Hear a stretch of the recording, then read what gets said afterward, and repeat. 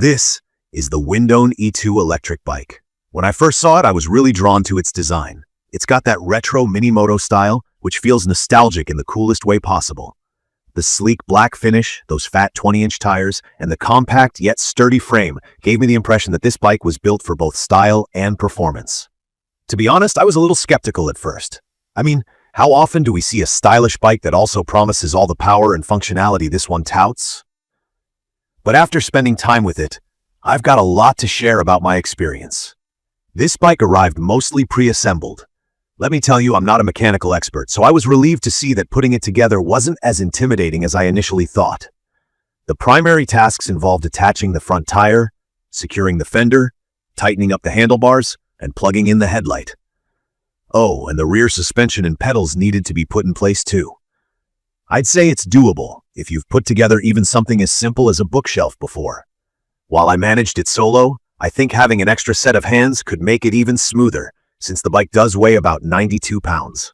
Pumping up the tires and giving everything a final check were the last steps before taking it for a spin.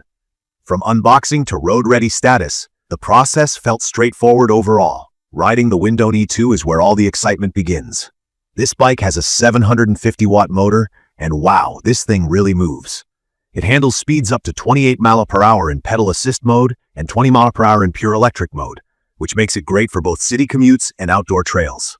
For someone like me, who enjoys a mix of leisurely rides and conquering a few challenging terrains, this bike didn't disappoint. The full suspension paired with the 4-inch wide fat tires made every ride feel buttery smooth, even when I took it off-road. Bumps, cracks in the pavement, or gravel trails? Not a problem. It tackled uneven paths like a champ, and that's largely due to the adjustable front fork absorber and rear suspension. It was like cruising on a cloud, even on a trail that would usually rattle my bones with a regular bike. The battery range is another highlight here. With the 48-volt 13Ah removable battery, I was able to squeeze out close to 40 miles using mixed modes. On pure electric mode, it got me around to the advertised 28 miles. Charging it takes about 6 to 7 hours, which isn't too bad since I'd let it charge overnight anyway.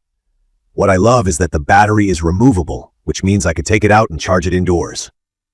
Perfect for apartment living or those colder days when I want to stay comfy inside instead of leaving the bike by an outlet. The battery is also waterproof, so light rain won't ruin your ride, though I wouldn't push it during heavy storms. One feature that stood out to me was the versatility of the Windone E2.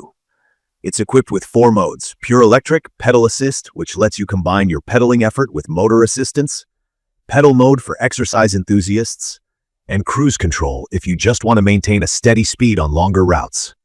The various options make it feel like it's ready for whatever mood or purpose I have that day. Plus, shifting gears is super easy thanks to the intuitive 7-speed gear system. You can switch between gears on the go, and it responds instantly, giving the bike an even wider range of use. What I also really appreciate is the comfort level. A lot of e-bikes tend to compromise in this area, but the Windone E2 shines here.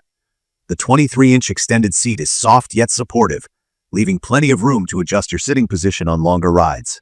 For someone who likes to wander a bit, having that extra stretch of comfort is a big win. The braking system is another huge plus. With hydraulic disc brakes on both the front and rear, stopping feels solid and reliable, even on steep descents. I felt safe and in control the entire time, and that's crucial when you're riding a heavier bike. That said, there are a couple of things I wish were better. The weight of the bike, for starters.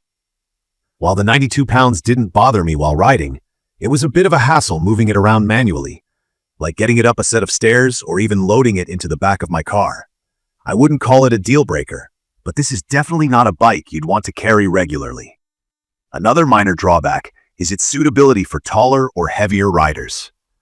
While its sturdy frame supports up to 330 pounds, I can see how someone over 6'1" might find the riding position or pedal placement slightly awkward. I'm of average height, so I can't say it was a personal issue, but it's worth noting. Lastly, the headlight. While it's bright and functional most of the time, a couple of rides later it started flickering. I had to fiddle with it to get it back to normal. Not a massive issue, but something to pay attention to if you're frequently riding at night.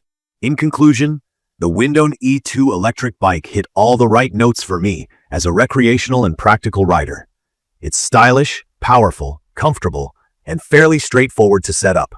The 750 wide motor and fat tires make it great for off-road adventures, and the several riding modes mean there's something for everyone here. While the bike's weight and occasional headlight hiccups were small hindrances, the overall performance more than made up for it. From my experience, I'd recommend this for anyone looking to elevate their biking experience, whether you've already got some riding experience or are curious about the e-bike trend. Its combination of retro design and modern features makes it a standout option in its price range. Thank you for watching. If you've enjoyed this quick review or have any thoughts or questions, feel free to leave them in the comments below. Don't forget to subscribe to the channel for more honest reviews and updates. See you in the next video.